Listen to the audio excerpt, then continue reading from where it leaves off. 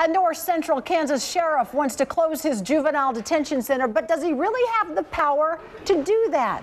That's our big story on Cake News today. The Saline County Sheriff made an announcement this morning about his compound for youthful offenders.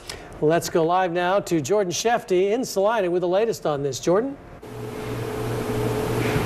Mike and Jamel, we are inside of the Saline County Juvenile Detention Center. We're actually in the control room right now, and take a look at this screen right here. As you can see, there is no movement inside here. No one is actually inside of the building. That's because the sheriff announced this morning that they will temporarily be closing the Saline County Juvenile Detention Center. I just got done talking with him. He says that in the past 6 months, conditions have really deteriorated. He says inmates are very aggressive, and both inmates and staff are getting injured. We have had an inmate in one of the most recent incidences spend a couple of days in the hospital because of a head injury. And staff has been working with their own physicians on some of the injuries that they have received. He says the ultimate issue is inadequate staffing. They have a total of 10 correction officers, but say they need 2 more at least for safety. The cost of hiring those 2 more, $90,000. In the meantime, the juvenile inmates are being sent to the Junction City facility. The current cost to do this is $150 per inmate. Currently, there are 12 kids. That equals $1,800 per day. Now, the sheriff did stress this is a temporary closing.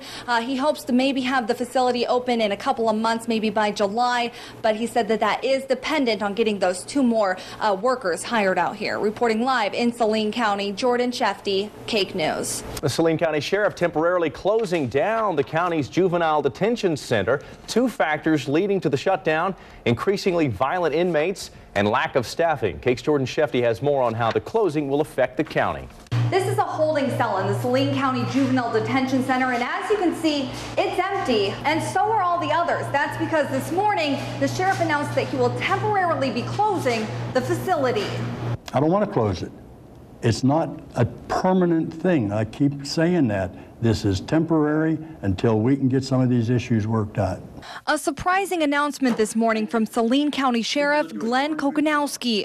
The decision to close the facility prompted by lack of staff members. Kokonowski says at least 2 more correction officers are needed to handle the increasingly aggressive inmates. In the way the facility is set up right now, I've got 1 officer that goes in to try to deal with what's going on with the inmates. You should never send 1 officer into a situation like that. It should be a minimum of 2. While the 10 current correction officers will remain employed during the closure, the same can't be said for contracted juvenile detention center teacher Don Long. When I found out about it Friday, of course, my first reaction was I need to get looking for a job. His contract is up at the end of June, so if the facility isn't reopened, Don will be out of work. The cost of hiring the necessary 2 additional workers, $90,000. While the county commissioners work to come up with that money, the inmates are being taken to the Junction City juvenile facility, which isn't cheap.